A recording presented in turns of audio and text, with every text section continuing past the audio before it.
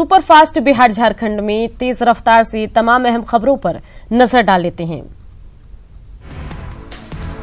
भारत का वीर जाबाज अभिनंदन आज अपने वतन लौटेंगे। वाघा बॉर्डर के रास्ते वो भारत आएंगे। इमरान खान ने पार्लियामेंट के ज्वाइंट सेशन में इसकी घोषणा की।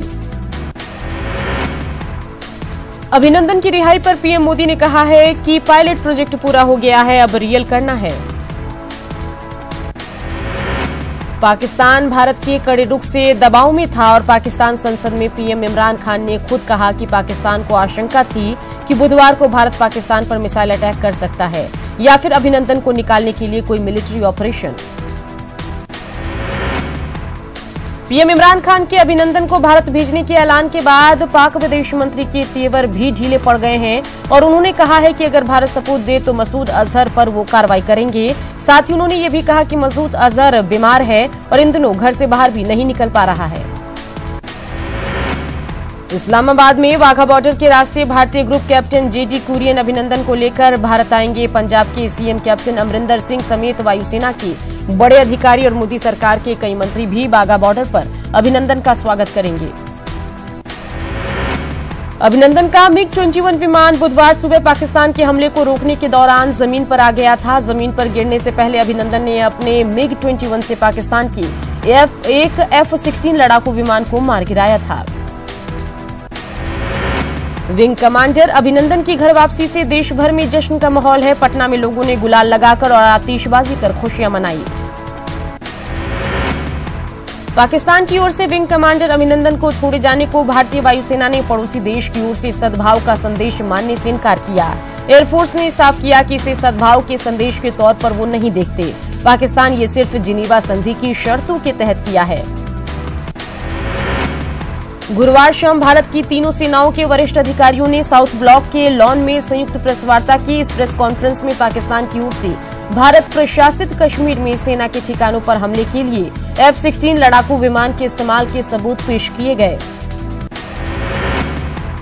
बालाकोट में भारतीय कार्रवाई पर एयरफोर्स ने कहा कि उनके पास पूरे सबूत हैं कि वहां कितने लोग हताहत हुए हैं और ये सबूत है कि जो जगह हमें नष्ट करने थे वो हमने नष्ट किए और ये सरकार के ऊपर है कि वह कब सबूत जारी करती है या नहीं। सेना के मेजर जनरल सुरेंद्र सिंह महल ने कहा कि पिछले 2 दिनों में कम से कम 35 बार पाकिस्तान ने सीज फायर उल्लंघन किया है और भारतीय सेना उसका जवाब दे रही है। इस प्रेस कॉन्फ्रेंस में थल सेना की ओर से मेजर जनरल सुरेंद्र सिंह महल, वायुसेना की ओर से air vice marshal RGK Kapoor और नौसेना की ओर से रियर एडमिरल दलबीर सिंह गुजराल शामिल हुए थे। अब अमेरिका भी आतंकी संगठन जैश-ए-मोहम्मद के खिलाफ एक बड़ी मुहिम चलाएगा। अमेरिका अधिकारियों ने कहा है कि जैश और उसके सरगना के खिलाफ वह डोमेस्टिक अथॉरिटीज के तहत नजर रखेगा और ये देखेगा कि जैश को पैसे कहां से मिल रहे हैं और उन्हें कौन संसाधन मुहैया करा रहा है। आतंकवाद पर भारत को रूस का साथ मिला है। पुतिन ने पुलवामा हमले पर दुख जताते हुए भारत की कार्रवाई को उचित बताया है। उन्होंने पीएम को रूस आने का न्योता दिया है। भारत और पाकिस्तान के बीच चलने वाली समझौता एक्सप्रेस ट्रेन को पाकिस्तान ने अगले आदेश तक रद्द किया है। रेल अथॉरिटीज के हवाले से ये जानकारी दी गई। ट्रेन को गुरुवार को 16 यात्रियों को लेकर भारत आना था। ट्रेन कराची से शुरू हुई लेकिन इसे लाहौर में रोक दिया गया। पाकिस्तान से इसके पीछे सीमा पर तनाव का बहाना बनाया गया है। पाकिस्तान की नापाक हरकत लगातार जारी है। राजस्थान सहित सीमा पार से आ रहे संदिग्ध वीडियो कॉल और मैसेज, जिसके बाद पुलिस ने लोगों से सतर्क रहने और सूचना देने की अपील की। कश्मीर में अलगाववाद पर एक बड़ी कार्रवाई करते हुए केंद्र सरकार ने अलगाववादी संगठन जमात-ए-इस्लामी पर प्रतिबंध लगाने का आदेश जारी किया है। इस संबंध में गुरुवार शाम गृह मंत्रालय ने एक अधिसूचना जारी करते हुए जमात-ए-इस्लामी पर 5 साल का प्रतिबंध लगाने का ऐलान किया। मोदी सरकार ने जम्मू कश्मीर के लोगों को बड़ी सौगात दी है। उन्होंने अंतर्राष्ट्रीय सीमा पर रहने वाले लोगों को आरक्षण देने का फैसला लिया। पटना में गुरुवार देर रात VIP इलाके में तेज प्रताप यादव के समर्थकों और बारातियों के बीच जमकर मारपीट हुई। बारात तेज प्रताप के पड़ोसी और गया के बेलागंज विधायक सुरेंद्र यादव के आवास पर आई थी। पटना में पुलिस ने विशेष चेकिंग अभियान चलाया जिसमें एक होटल से 48 किलो गांजा जब्त किया गया। साथ ही 5 तस्करों को भी पुलिस ने गिरफ्तार किया। समस्तीपुर में शराबबंदी की एक बार फिर पोल खुल गई है। यहां वासुदेव स्वास्थ्य उप केंद्र से 25 कार्टन से अधिक शराब जब्त किए गए। समस्तीपुर में एक रेडीमेड दुकान में शॉर्ट सर्किट से आग लग गई। स्थानीय लोगों की मदद से आग पर काबू पाया गया, लेकिन तब तक लाखों का सामान खाक हो गया था। अररिया में एक जज के आवास पर 6 अपराधी घुसे, जिन्हें गार्ड ने दबोच लिया। आशंका है कि किसी केस के आरोपियों ने जज की हत्या के लिए आरोपी को भेजा था। खगड़िया के चित्रगुप्त नगर थाना क्षेत्र में व्यवसायी अंगद यादव से 2 लाख रुपए छीनने का मामला सामने आया है। बैंक से रुपए निकालकर जा रहे थे, इसी दौरान बाइक सवारों ने वारदात को अंजाम दिया। बेगूसराय में लोगों ने एक मनचले को पकड़कर सर मुड़वाकर कालिख लगाते हुए पूरे गांव में घुमाया। मामला आज छौराही थाना क्षेत्र के बाजितपुर गांव का बताया जा रहा है। बेगूसराय पुलिस ने चोरी की बाइक के साथ एक शख्स को गिरफ्तार किया। पकड़े गए शख्स का नाम सूरज कुमार है, जो बाइक को बेचने की फिराक में था।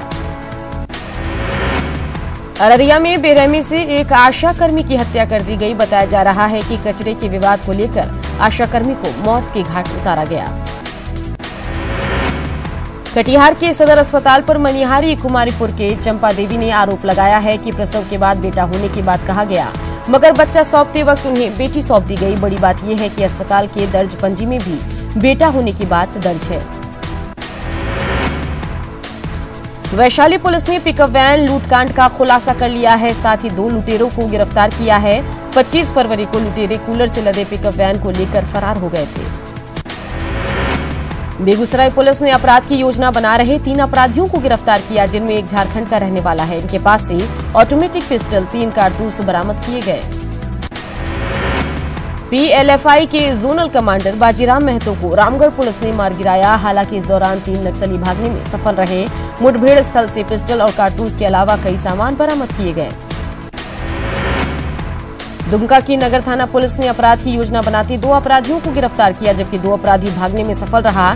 गिरफ्तार अपराधी के पास से हथियार समेत कई सामान बरामद किया गया। गुमला पुलिस ने शंकर मालाकार हत्याकांड के 2 और आरोपियों को गिरफ्तार किया है, जिनके पास से 1 पिस्टल और 2 गोली बरामद हुआ है। आरोपी के नाम मिन्नत खान और फैज हैं। देवघर पुलिस ने हथियार और कारतूस के साथ 3 युवकों को गिरफ्तार किया है। पुलिस के मुताबिक गिरफ्तार युवकों की कई आपराधिक घटनाओं में संलिप्तता रही है। साहेबगंज में पत्थर से लदा एक ट्रक एलसीटी जहाज पर चढ़ाने के दौरान असंतुलित होकर गंगा में गिर गया। घटना के बाद न तो ट्रक का कुछ पता चला है, न ही ड्राइवर और खलासी का पता लग पाया। सलाईकेला में पूर्व नक्सली रामविलास लोहरा की अज्ञात अपराधियों ने गोली मारकर हत्या कर दी। घटना चौका थाना क्षेत्र की है, जहां नक्सलवाद की राह छोड़कर समाज की मुख्य धारा में शामिल रामविलास लोहरा फुटबॉल मैच के बाद पुरस्कार वितरण समारोह में पहुंचे थे। सिमडेगा के केलाघाग नदी के किनारे मिली छात्रा को, जिस लाश को पुलिस ने लावारिश मानकर दफना दिया था, उसकी शिनाख्त कर ली गई है। आखिरकार छात्राओं के परिजनों ने अपनी बच्ची की शिनाख्त कर ली। संकल्प रैली को लेकर पटना के गांधी मैदान में सुरक्षा के पुख्ता इंतजाम किए गए। 6 कंपनी सशस्त्र बल के अलावा 5 कंपनी लाठीधारी और 1600 से ज्यादा हवलदार कमान संभालेंगे। पटना के गांधी मैदान में 3 मार्च को एनडीए की रैली हो रही है। रैली की तैयारियों को लेकर मधुबनी में जेडीयू नेताओं और कार्यकर्ताओं ने बैठक कर रणनीति बनाई। बाढ़ के बख्तियारपुर में संकल्प रैली को सफल बनाने के लिए बख्तियारपुर विधायक रणविजय सिंह जी ने प्रचार रथ को रवाना किया। विधायक ने बताया कि रैली में ऐतिहासिक भीड़ जुटेगी। बिहार जेडीयू के प्रवक्ता अजय आलोक ने कैमूर में जेडीयू के कार्यकर्ताओं से मुलाकात की। इस दौरान उन्होंने 3 मार्च की रैली को लेकर चर्चा की। आरजेडी नेता रघुवंश सिंह ने सीमा पर तनाव के बीच संकल्प रैली को लेकर सवाल खड़ा किया है। उन्होंने कहा कि जंग जैसे हालात में एनडीए राजनीति चमकाने की कोशिश कर रहा है। 3 मार्च की संकल्प रैली को लेकर एलजेडी अध्यक्ष शरद यादव ने एनडीए पर हमला बोला। उन्होंने कहा कि सरकार में बैठे लोगों ने जनता से किया वादा तोड़ा है और चुनाव में उन्हें इसकी सजा मिलेगी। आरएलएसपी अध्यक्ष उपेंद्र कुशवाहा ने एक बार फिर से पीएम मोदी पर निशाना साधा। कुशवाहा ने पीएम को बनावटी पिछड़े वर्ग का नेता बताया। कुशवाहा रोहतास के डिहरी में पार्टी के कार्यकर्ताओं को संबोधित कर रहे थे। बिहार के 4 शहरों से गाजियाबाद के लिए आज से बस सेवा की शुरुआत होगी। सीएम नीतीश कुमार इसे हरी झंडी दिखाएंगे। पटना के मनेर उप डाकघर में पासपोर्ट सेवा केंद्र का उद्घाटन केंद्रीय ग्रामीण विकास राज्य मंत्री रामकृपाल यादव ने किया। उन्होंने कहा कि मनेर में पासपोर्ट सेवा केंद्र खुलने से उन्हें काफी सुविधा होगी। सीपीएम कार्यकर्ताओं ने अपनी मांगों को लेकर सीतामढ़ी कलेक्ट्रेट के सामने धरना दिया। सम्मेलन में पार्टी की पोलित ब्यूरो सदस्य सुभाषिनी अली भी शामिल हुई। माकपा के पोलित ब्यूरो के सदस्य कामरेड सुभाषिनी अली ने कहा है कि फिलहाल देश में राजनीति की बात नहीं होनी चाहिए। देश की सुरक्षा पर बात करना इस वक्त बेहतर है।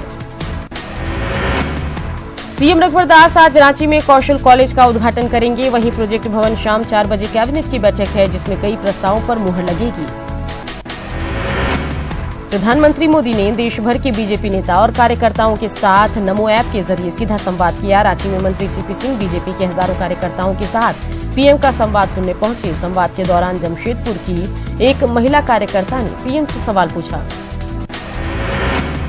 रामगढ़ में केंद्रीय राज्य मंत्री जयंत सिन्हा मेरा बूथ सबसे मजबूत कार्यक्रम में शामिल हुए। जयंत सिन्हा ने पीएम मोदी की बातें सुनी और कार्यकर्ताओं को संगठित होकर काम करने की सलाह दी। मेरा बूथ सबसे मजबूत कार्यक्रम के तहत पीएम मोदी को चतरा के भाजपा कार्यकर्ताओं ने भी सुना। स्थानीय नगर भवन में आयोजित कार्यक्रम में सांसद सुनील सिंह सहित सभी बूथों के अध्यक्ष मौजूद थे।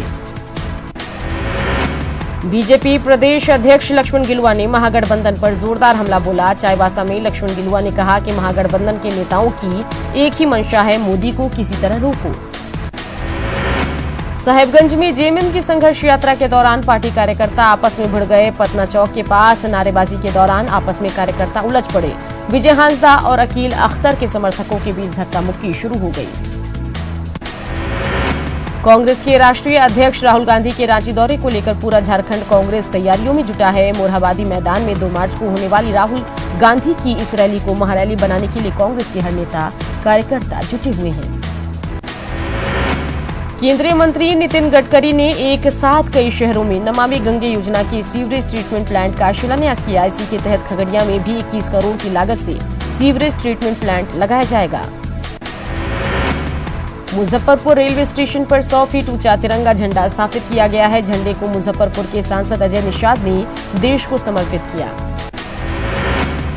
बिहार के पुलिस उप महानिरीक्षक राजेश कुमार ने एक कविता लिखी है, जिसका नाम जी ले जरा है। राजगीर विश्राम गृह में बिहार के मुख्यमंत्री नीतीश कुमार ने कविता संग्रह का विमोचन किया। बेतिया में 2 दिवसीय निःशुल्क हेल्थ कैंप सह स्वास्थ्य महाकुंभ का आयोजन किया गया, जिसका उद्घाटन स्वास्थ्य मंत्री मंगल पांडे ने किया। भारत पाकिस्तान तनाव के बीच झारखंड में भी हाई अलर्ट जारी किया गया। एयरपोर्ट, रेलवे समेत तमाम संवेदनशील स्थानों की सुरक्षा व्यवस्था जहां कड़ी कर दी गई है, वहीं झारखंड में आतंकियों का इतिहास देखते हुए एटीएस और अन्य खुफिया एजेंसियां भी हाईली एक्टिव हो गई है। झारखंड की 3.25 करोड़ की जनता को एक बार फिर बिजली विभाग ने झटका दिया है। झारखंड विद्युत नियामक आयोग ने साल 2019-20 के लिए नया बिजली दर घोषित कर दिया है। बिजली की दरों में 11% की वृद्धि की गई है। आयकर चोरी मामले में रांची के 2 प्रतिष्ठानों पर आईटी की टीम ने दबिश दी। आयकर की टीम ने अपर बाजार स्थित नारायण दास के कपड़ा दुकान और हिनू के सिद्धार्थ हॉस्पिटल में सर्वे किया।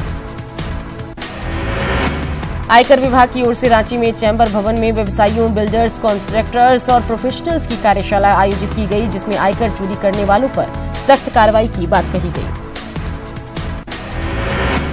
राजधानी में तेज आवाज में लाउडस्पीकर और हॉर्न बजाने पर हाईकोर्ट ने स्वतः संज्ञान लिया। कोर्ट ने रांची के डीसी ट्रैफिक, एसपी और प्रदूषण नियंत्रण बोर्ड के अधिकारियों को आज 10:30 बजे कोर्ट में पेश होकर जवाब देने को कहा है।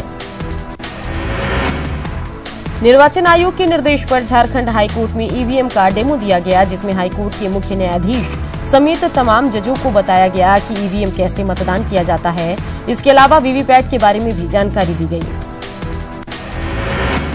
रांची से आरा के बीच सीधी रेल सेवा शुरू होने जा रही है। आज आरा स्टेशन से इस ट्रेन को हरी झंडी दिखाई जाएगी। ये ट्रेन हर रविवार सुबह 10 बजे आरा के लिए रवाना होगी। सेंट्रल यूनिवर्सिटी झारखंड में 25 फरवरी से चल रहा खेल उत्सव संपन्न हो गया है। यूनिवर्सिटी के 10 साल पूरा होने पर 25 फरवरी से ये उत्सव शुरू हुआ था, जिसमें करीब 500 खिलाड़ियों ने हिस्सा लिया। धनबाद के भूली बस्ती में श्री राधा कृष्ण मंदिर प्राण प्रतिष्ठा और 3 दिवसीय यज्ञ का आयोजन किया गया। इसे लेकर कलश यात्रा निकाली गई। 4 मार्च को महाशिवरात्रि के मौके पर देवघर में भव्य शिव बारात निकाली जाएगी। महाशिवरात्रि को लेकर प्रशासन और मंदिर समिति के सदस्यों ने बारात की रूट का जायजा लिया। डीसी ने कहा कि साफ सफाई और बिजली के तारों को दुरुस्त किया जा रहा है। गढ़वा के भवनाथपुर सेल मैदान में विधायक भानु प्रताप शाही ने पार्टी के स्थापना दिवस के मौके पर कई जोड़ों का सामूहिक विवाह कराया। इसके तहत जिले के 51 गरीब, असहाय और विकलांग जोड़े एक साथ एक दूजे के होने के बंधन में बंध गए। गढ़वा के भवनाथपुर में विधायक भानु प्रताप की पार्टी के स्थापना दिवस समारोह में सांस्कृतिक कार्यक्रम का आयोजन किया गया, जिसमें भोजपुरी गायक खेसारी लाल यादव ने एक से बढ़कर एक प्रस्तुति दी। इस दौरान भीड़ को नियंत्रित करने के लिए पुलिस को लाठी भांजनी पड़ी। पुलवामा के शहीदों की याद में गया में कवि सम्मेलन का आयोजन किया गया। इसमें सुनील पाल, कविता तिवारी, अनामिका अंबर सहित कई दिग्गजों ने अपनी प्रस्तुति दी। प्रधानमंत्री नरेंद्र मोदी आज तमिलनाडु के दौरे पर जाएंगे, जहां वो कन्याकुमारी में 5 राष्ट्रीय राजमार्ग की आधारशिला रखेंगे। साथ ही एक पब्लिक रैली को भी संबोधित करेंगे। कांग्रेस अध्यक्ष राहुल गांधी आज महाराष्ट्र में 2 चुनावी जनसभा करने वाले हैं। मुंबई के अलावा उनकी दूसरी जनसभा धुले में होनी है। भारत पाकिस्तान के बीच सीमा पर जारी तनाव का टूरिज्म व्यापार पर खासा असर पड़ा है। दोनों देशों के बीच टेंशन के माहौल की वजह से कई देसी और विदेशी सैलानियों ने अपने दौरे या तो रद्द कर दिए या फिर उन्हें कुछ दिनों के लिए आगे बढ़ा दिया है। गुजरात के सूरत में पुलवामा हमले में शहीद हुए सैनिकों को श्रद्धांजलि देने के लिए एक शाम शहीदों के नाम कार्यक्रम आयोजित किया गया। भारत के इन शहीद वीर योद्धाओं की याद में रखे गए इस प्रोग्राम में गुजरात के सीएम विजय रूपाणी और बॉलीवुड के खिलाड़ी अक्षय कुमार ने शिरकत की। नेपाल के बीरगंज में इंडो नेपाल फेस्टिवल का आयोजन किया गया। इस फेस्टिवल को भारतीय दूतावास ने आयोजित किया। फेस्टिवल में भारतीय कलाकारों ने भांगड़ा डांस किया, जबकि नेपाली कलाकारों ने पारंपरिक नेपाली प्रस्तुत की। असम राइफल्स ने मणिपुर के लितान पेखम की महिलाओं के रोजगार के लिए खास प्रोग्राम का आयोजन किया। असम राइफल्स ने यहां गांव की महिलाओं को लकड़ी के हथकरघे बांटे। असम राइफल्स अपनी इस मुहिम को पूरे मणिपुर में चला रही है।